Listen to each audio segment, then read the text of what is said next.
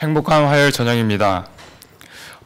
제가 화요일 설교를 할 때마다 비가 왔었는데 오늘은 비가 오지 않아서 마음이 약간 허전하기도 하고 징크스가 끊길 것 같아서 또 후련하기도 합니다. 저는 오늘 설교 제목을 돌아갈 것인가 나아갈 것인가 이렇게 선정을 했습니다. 먼저 오늘의 본문 말씀을 보도록 하겠습니다. 제가 읽겠습니다. 여호와께서 말씀하시되 오라 우리가 서로 변론하자. 너희 죄가 주홍 같을지라도 눈과 같이 희어질 것이요 진홍같이 붉을지라도 양털같이 되리라. 이사야서 1장 18절입니다. 오늘의 본문 말씀은 많은 분들이 알고 계시는 성경 구절입니다. 저는 이 구절을 볼 때 특별히 희망이 보이지 않는 상황에 처한 사람에게 더 감명 깊게 다가갈 수 있다고 생각을 했습니다. 가령 커다란 잘못을 저질러서 집에서 쫓겨난 사람이라든가 어쩌다가 미혼모가 된 사람 혹은 큰 범죄를 저질러서 재판을 받고 감옥에서 남은 일생을 보내야 할 때 등이 있을 것 같습니다. 그렇다면 저자인 이사야 선지자는 당시 유다 백성들의 어떤 모습들을 보고 이 성경 구절을 기록했는지 알아보도록 하겠습니다. 성경 구절이 좀 길 수 있습니다. 제가 읽겠습니다. 여호와께서 말씀하시되 너의 무수한 재물이 내게 무엇이 유익하뇨? 나는 수양의 번제와 살찐 짐승의 기름에 배불렀고 나는 수송아지나 어린 양이나 수염소의 피를 기뻐하지 아니하노라. 너희가 내 앞에 보이러 오니 그것을 누가 너희에게 요구하였느뇨? 내 마당만 밟을 뿐이니라. 헛된 재물을 다시 가져오지 말라. 분향은 나의 가증이 여기는 바요 월삭과 안식일과 대회로 모이는 것도 그러하니 성회와 아울러 악을 행하는 것을 내가 견디지 못하겠노라. 내 마음이 너의 월삭과 정한 절기를 싫어하나니 그것이 내게 무거운 짐이라. 내가 지기에 곤비하였느니라. 이사야서 1장 11절로 14절 말씀입니다. 제가 앞서 시작할 때 오늘 본문 말씀은 큰 죄를 저지른 사람을 위해 쓰여졌을 수도 있다고 말씀드렸습니다만 방금 읽은 성경 구절에 나타난 유다 백성들의 죄는 큰 잘못을 저지른 것처럼 보이지는 않습니다. 말씀에서 질책하는 것 중 우상을 숭배했다는 내용도 없고요. 다른 약한 나라를 침공해서 포로로 삼은 것도 아닙니다. 오히려 성경 구절만 보면 저들은 하나님께 제물을 잘 바쳤던 것으로 보입니다. 또한 하나님께서 말씀하신 각종 절기들도 잘 지켰습니다. 안식일과 월삭뿐 아니라 유대인들의 3대 절기인 유월절, 칠칠절, 초막절 이렇게 꼼꼼히 지켰습니다. 사실 유대 백성들의 죄는 다른 우상을 섬기는 어찌 보면 단순한 죄는 아니었던 것입니다. 당시 시대 상황을 살펴보면 선지자 이사야는 우시야 왕 치세 말기부터 북방의 이스라엘이 아수르에게 멸망하게 되는 기원전 722년 직후까지 활동했습니다. 그는 형제 나라인 북이스라엘의 멸망을 지켜본 사람입니다. 하나님께 불순종함으로 이방 나라의 침공을 받아 멸망하게 된 이스라엘을 지켜본 이 선지자는 부디 자신의 나라인 유다만큼은 정신을 차려서 하나님께 돌아가기를 간절히 소망했을 것입니다. 이사야서 1장 5절로 6절에 그는 다음과 같이 말합니다.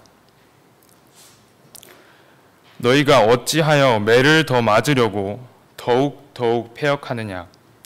온 머리는 병들었고 온 마음은 피곤하였으며 발바닥에서 머리까지 성한 곳이 없이 상한 것과 터진 것과 새로 맞은 흔적뿐이언을 그것을 짜며 싸매며 기름으로 유하게 함을 받지 못하였도다. 머리, 마음, 발바닥까지 병들었다고 이사야가 표현하는 것은 유다 나라의 지도자부터 밑바닥에 있는 백성들까지 모두가 하나님께 불순종하고 있다는 뜻일 것입니다. 다음 성경 구절을 보시겠습니다.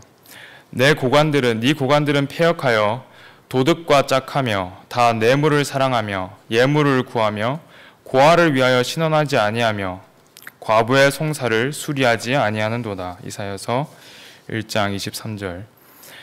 이들은 겉으로는 하나님을 믿는 것 같았습니다.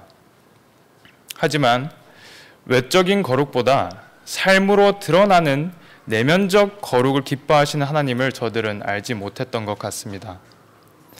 매 절기마다 제사를 드리고 헌물을 드렸지만 자신들의 생활 속에서 하나님을 경외하고 순종하는 삶을 살아내지 않은 것입니다. 뭇 사람들에게는 존경받고 백성들의 친송을 받는 고관이었지만 보이지 않는 곳에서는 자신의 탐욕이 이끄는 대로 살았던 것이죠. 하나님께서는 이런 사람들을 향해 너희 손에 피가 가득하다라고 말씀하십니다. 최근 발견된 이사야서 사본에는 1장 15절 말씀에 추가된 내용이 있다고 합니다. 그것은 바로 그리고 너의 손에는 죄악이 가득하니라. 하나님은 겉으로만 신실한 사람을 곧이곧대로 믿는 분이 아니시며 우리의 패부와 속까지도 살피는 분이십니다. 이 하나님께서 오늘날을 살아가는 우리의 모습을 보실 때 뭐라고 말씀하실지 생각해 봅니다. 너희가 봉사를 하고 나에게 헌물을 바치니 나는 행복하다. 이렇게만 말씀하신다면 참 좋겠습니다. 그러나 우리 역시 하나님의 성전 마당만 밟고 가지는 않는지 돌아볼 필요가 있습니다. 우리가 이곳 성전에 오는 것만으로 만족을 누리고 돌아가서 내 속에서부터 하나님과 진실한 관계를 맺고 있지 않다면 우리가 바친 제물을 하나님께서 헛된 제물로 여기실 것이 분명하다고 오늘 말씀은 말하고 있습니다. 실상은 이것이 우상 숭배이며 십계명의 첫 계명을 어기는 것이 될 수 있는 것입니다. 우리가 바알이나 아세라 신상을 숭배하지 않을 뿐이지 가족이라는 우상, 돈이라는 우상, 안락한 삶이라는 우상, 궁극적으로 나 자신이라는 우상 앞에 나아가 매일 분향하지는 않는지요. 하나님께서 보신 우리의 죄는 바로 이것입니다. 드러나지 않기에 더 추악할 수도 있는 이 죄를 우리는 발견되지 않음에 안심할지도 모릅니다. 이것이 바로 오늘 말씀에서 이야기하고 있는 주홍 같은 죄이며 진홍같이 붉은 죄입니다. 하나님은 여기서 오라 우리가 서로 변론하자라고 말씀하십니다. 인간의 피고인됨을 알게 하기 위해 법정에서는 변호인이 피고인을 변호하고 검사는 피고인을 힐난하고 비판합니다. 이 과정을 변론이라고 하죠. 세상 법정에서는 이 변론을 통해 하십니다. 너희 죄가 주홍 같을지라도 눈과 같이 희어질 것이요 진홍같이 붉을지라도 양털같이 되리라. 사실 이 부분까지는 많은 분들이 알고 계시는 내용일지도 모릅니다. 교회에서 줄곧 이야기하는 하나님의 사랑과 또 용서하심에 대한 것이기 때문입니다. 그런데 저는 오늘 이 부분에서 한 가지 의문점이 생겼습니다. 이사야서 1장 18절 지금 보시는 이 구절에서는 하나님께서 오라 내가 너의 붉은 죄를 양털같이 희게 하겠다 말씀하셨습니다. 그런데 1장 16절에서는 너희는 스스로 씻으며 스스로 깨끗게 하고 내 목전에서 너희 악업을 버리며 악행을 그치고 라고 말씀하십니다. 분명 하나님께서는 우리 죄를 내가 씻어주신다고, 내가 씻어주겠다고 말씀하셨으나 또 다른 부분에서는 너희는 스스로 죄를 씻어내고 깨끗하게 하라고 말씀하십니다. 무엇이 선행되는 것이고 이것이 어떻게 다른 것일까요? 저는 이 질문에 대한 답을 출애굽 사건을 묵상하면서 얻게 되었습니다. 출애굽 사건은 우리 모두가 너무나 잘 알고 있는 일이죠. 이스라엘 백성들이 종되었던 이집트에서 해방을 받아 약속의 땅인 젖과 꿀이 흐르는 가나안으로 가게 된 것입니다. 그런데 이 사건이 지긋지긋한 노예 생활에서 풀려나 여러 기적들 속에서 행복한 나라로 가게 하는 내용이라고 보기엔 우리가 주목해야 할 중요한 내용이 있습니다. 하나님께서 모세를 보내서 종되었던 애굽 땅에 있는 백성들을 구원한다고 했을 때 백성들은 기대할 수밖에 없었습니다. 저들은 해방의 약속을 믿고 있었고 억압받는 환경에 속했기 때문에 출애굽을 오랫동안 소원했습니다. 그러나 바로가 그들을 놓아주지 않았습니다. 그래서 하나님께서 애굽 땅에 10가지 재앙을 내리십니다. 그렇게 마지막 재앙에서는 바로가 항복하고 백성들을 풀어주게 됩니다. 하지만 다시 마음이 변한 바로는 그들을 쫓아가고 이스라엘 백성은 뒤에는 이집트 군마, 앞에는 홍해 바닷가 상황에 처하게 됩니다. 진퇴양난의 자리에서 백성들은 이렇게 울부짖습니다. 이집트에 묘 자리가 없어서 우리를 이 광야에다 끌어내 죽이려는 겁니까? 저들은 그들의 지도자인 모세에게 이 원망을 내뱉었으나 실상은 그들을 인도하신 하나님께 불평한 것입니다. 이 원망 소리를 들은 모세는 그 유명한 신앙 고백을 선포합니다. 너희는 두려워하지 말고 가만히 서서 여호와께서 오늘 너희를 위하여 행하시는 구원을 보라. 하나님은 홍해를 가르시고 이스라엘 백성들은 건너와 해방의 길을 비로소 걷게 됩니다. 그러나 여러분께서 아시는 대로 광야 길에서는 이 백성들이 여러 현실과 어려움 속에서 또다시 원망하게 되고 실패의 역사를 쓰게 됩니다. 물이 없다, 먹을 게 없다, 길이 고단하다 등 이런 여러 가지 상황들이 그들을 원망하고 불평하게 만들었습니다. 그때마다 하나님은 바위에서 물을 나오게 하셨고 하늘에서 만나를 주기도 하시고 메추라기를 보내기도 하셨습니다. 밤에는 불기둥, 낮에는 구름기둥으로 인도하셔서 드디어 약속의 땅 앞에 백성들은 섭니다. 가데스 바네아라는 곳에서 가나안에 12 정탐꾼을 보내고 그 보고를 받는 장면이 민수기 13장에 나옵니다. 그런데 들어갔던 12명 중 10명이 못 들어가겠다고 지레 겁을 먹어버립니다. 그들은 너무 크고 강대하기 때문에 우리가 도저히 이길 수 없다고 한 것이죠. 그래서 그 핑계가 또다시 원망으로 흐르게 됩니다. 그런데 주님은 왜 우리를 이 땅으로 끌고 와서 칼에 맞아 죽게 하는가? 차라리 이집트로 돌아가는 것이 좋겠다. 이 불평 속에서 여러분이 아시는 여호수아와 갈렙 이 두 사람만큼은 믿음의 보고를 하게 됩니다. 정탐한 땅은 심히 아름다운 땅이라 여호와께서 우리를 기뻐하시면 우리를 그 땅으로 인도하여 들이시고 그 땅을 우리에게 주시리라. 그러나 백성 대부분이 원망하고 심지어는 모세를 죽이려고까지 들자 하나님이 등장하시죠.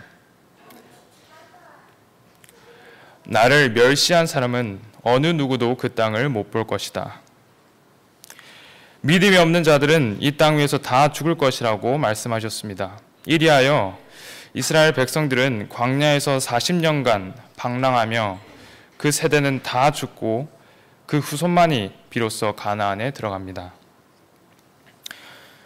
여러분이 많이 아는 사건이지만 한 가지 짚고 넘어가야 할 대목은 하나님은 바로의 손에서 자신의 백성들을 꺼낼 때 백성들에게 시킨 것이 하나도 없었습니다. 홀로 10가지 재앙으로 간섭하셨고 바로를 항복시키셨습니다. 홍해에서도 마찬가지였고 광야에서도 백성들의 모든 원망에 대해 하나님은 답을 다 주십니다. 그런데 유독 가나안에 들어가는 문제에서는 저들이 반항하고 원망하자 너희가 결정한 대로 너희는 못 들어간다. 광야에서 죽어라. 이렇게 엄한 심판을 명하십니다. 하나님께서 그 전에는 불평과 불만에 대해 눈을 감아주시고 원망에 대한 답을 주셨는데 왜 가나안에 들어가는 문제만큼은 이토록 엄격하게 판단을 내리셨을까요? 출애굽의 뜻에 대해서 한번 알아보겠습니다. 출애굽은 한자로 봤을 때 날출 그리고 애굽을 합한 단어로 애굽을 나간다는 뜻입니다. 영어로 봤을 때 엑소더스는 헬라어를 어원으로 하는데요. 에크와 호도스를 합친 말입니다. 즉 길 밖으로라는 의미이며 탈출이라는 뜻도 함께 가집니다. 그런데 사실 출애굽은 따지고 보면 애굽에서 나오는 이야기로만 할 수 없습니다. 사실은 가나안에 들어가는 이야기라고 해야 맞을 것입니다. 약속의 땅인 가나안에 들어가려면 먼저 애굽에서 나와야 하지요. 조금 있다 예배가 마쳐지면 여러분은 이곳 강당을 나가실 것입니다. 나가서 여러분의 집으로 가실 겁니다. 갈 데가 있기에 이곳을 나가는 것이죠. 또 갈 곳에 가려면 여기서 나가야 하는 것입니다. 그러니까 가나안에 들어가는 문제는 애굽에서 꺼낼 때는 하나님이 꺼내셨지만 그곳으로 들어갈 때는 우리 힘으로 들어가야 한다는 것이 출애굽 사건이 갖는 중요한 메시지인 것입니다. 우리의 힘으로 들어간다는 말이 무슨 말일까요? 우리가 죄로부터 구원함을 얻는 문제, 죄악의 사슬에서 풀려나는 문제는 하나님께서 해주시지만 그렇게 해방된 사람을 하나님이 목적하는 사람으로 만드는 문제는 너희 스스로가 대답하고 커 나가야 한다는 것이 출애굽 사건입니다. 이제 앞에 제가 던졌던 의문으로 다시 돌아가 보겠습니다. 하나님께서는 우리의 죄를 도말시키는 분이시며 피와 죄로 물든 우리를 양털과 같이 희게 만드는 분이십니다. 죄로부터 씻김을 얻는 것, 이것이 바로 출애굽입니다. 하지만 애굽을 나왔다고 해서 죄로부터 해방되었다고 해서 그 자리에 머무를 수는 없습니다. 하지만 이제 그 앞에는 광야가 펼쳐져 있고 약속의 땅으로 이어진 길이 놓여 있기 때문입니다. 하나님께서 이사야 1장 18절을 통해 말씀하신 것은 죄 용서함에 대한 것입니다.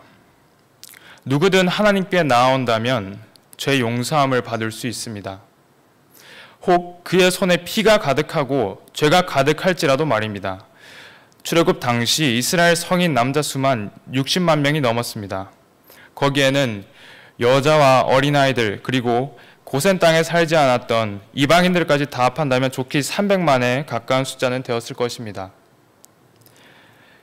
이 많은 사람들이 죄악의 소굴로 상징되는 애굽에서 나왔습니다. 하나님은 실로 죄악에서 모든 이들을 구원하는 분입니다. 그러나 1장 16절 말씀처럼 약속의 땅으로 배워가기 위해서 우리는 자발적으로 순종을 배워야 합니다. 영어 성경으로 이렇게 나와 있습니다.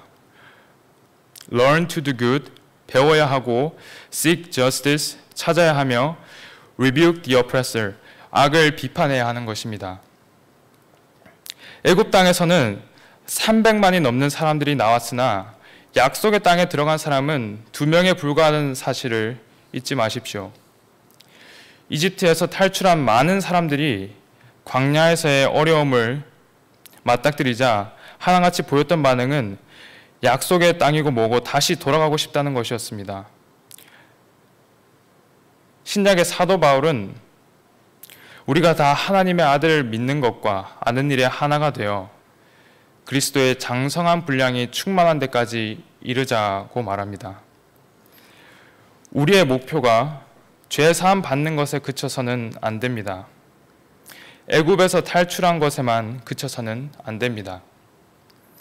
탈출하면 다시 돌아가지 말아야 합니다. 우리는 약속의 땅에 들어가야 하는 것입니다. 궁극적으로 그리스도의 발자취를 따라가야 합니다. 우리는 하루에도 여러 번 애굽을 탈출했다가 다시 돌아가고 조금 더 갔다가 다시 돌아가는 경험을 하는 것 같습니다. 하지만 우리가 이 여정을 믿음으로 순종하며 나아갈 때에 밤에는 불기둥으로 또 낮에는 구름기둥으로 백성들을 보호하신 하나님께서 지금의 우리와 함께 하실 것을 믿습니다.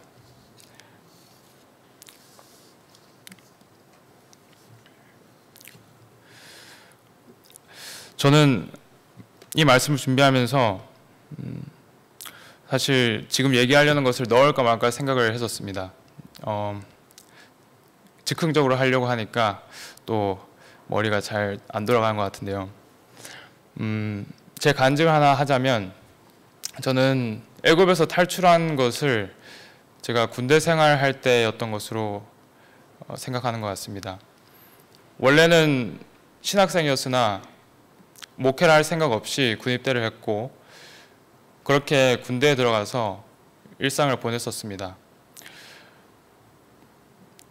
복학을 하면 내가 앞으로 어떻게 살아야 하고 또 어느 과로 전과를 하고 편입을 해야 될지 여러 가지로 막막했었습니다.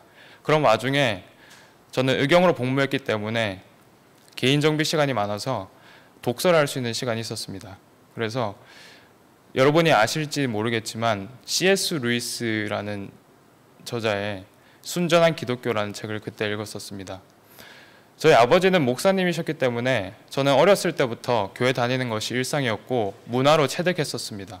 하지만 문화로 체득한 것 대신에 머리로 신앙을 알지는 못했던 것 같습니다.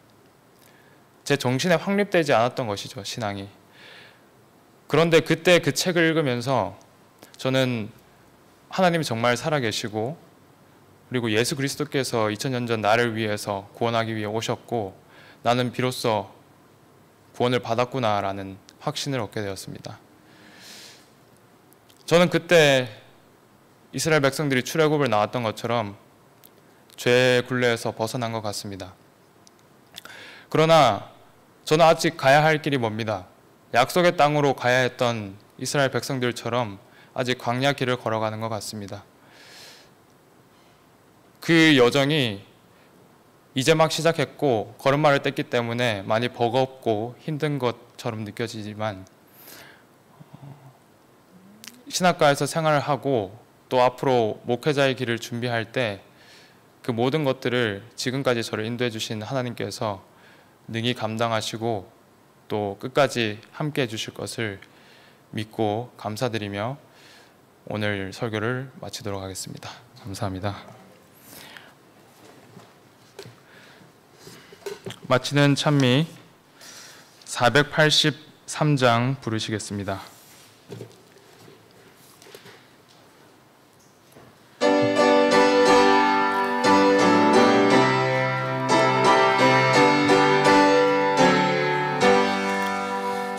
높은 곳을 향하여 날마다 나아갑니다. 내 뜻과 정성 모아서 날마다 기도합니다. 내 주여 내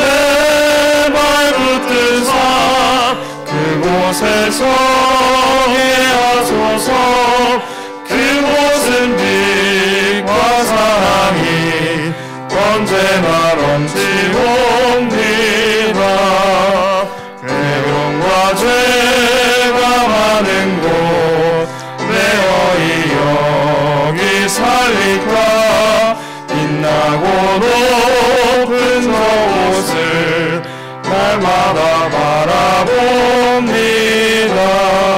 내 주여 내 발붙드사 그곳에 서게 하소서. 그곳은 빛과 사랑이 언제나 넘치옵니다. 의심의 안개 거치고 근심의 구름 없는 곳 기쁘고 참된 평화가 거기만 있사옵니다.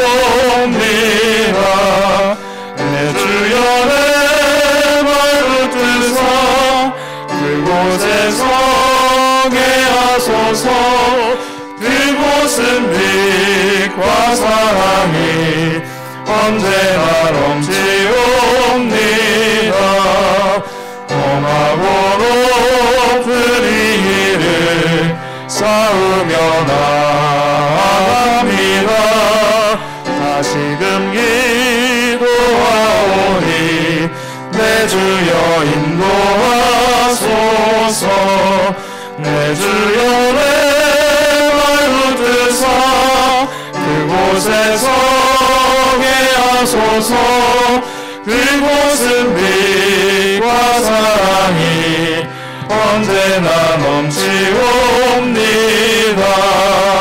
내 주를 따라 올라가 저 높은 곳에 우뚝서 영원한 복만 누리며 즐거운 노래 부르리. 내 주여 내 발붙드사 그곳에 서게 하소서. 그곳은 빛과 사랑이 언제나 넘치옵니다.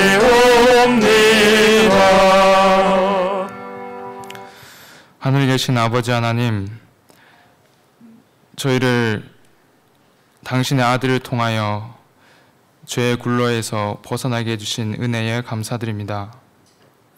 아버지 하나님, 그러나 저희가 죄에서 벗어났다 하더라도 매일매일 선행을 배우고 악으로부터 멀리하는 것을 행동으로 옮기지 않으면 저희는 또다시 애굽으로 돌아가고 말 것입니다. 아버지 하나님, 당신께서 우리와 함께 하신다는 사실을 믿고 또 당신의 성령이, 보혜사 성령이 저희 천국 가는 그 순간까지 우리와 함께 한다는 사실을 믿고 살아가게 하여 주시옵소서. 우리가 다 하나님의 아들을 믿는 것과 아는 일에 하나가 되어 그리스도의 장성한 분량이 충만한 데까지 이르기를 간절히 바라며 저희를 사랑하시는 예수 그리스도 이름으로 간절히 기도합니다. 아멘.